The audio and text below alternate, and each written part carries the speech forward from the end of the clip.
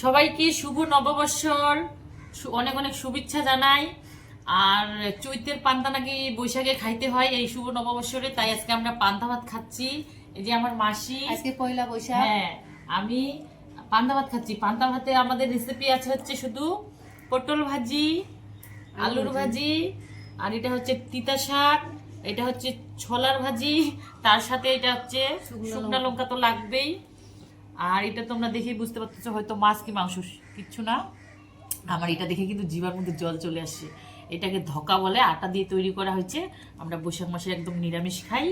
তো সবাইকে নতুন সালের অনেক অনেক শুভেচ্ছা রইল। আর কে কে মানে এই দিনটাতে পান্তা ভাত খাও অবশ্যই সবাই কমেন্টে জানাবে। বাই বাই সবাইকে। মাসি বাই বলো। ভাই আমরা খাওয়া শুরু করলাম। আমরা এখন খাওয়া শুরু করবো। ওই যে পান্তা ভাতের সাথে তো শুকনো লঙ্কাটা লাগবে না, তার সাথে সর্ষের তেল। দেখি কেমন হয় টেস্ট। টেস্ট তো হবে অবশ্যই। ওকে।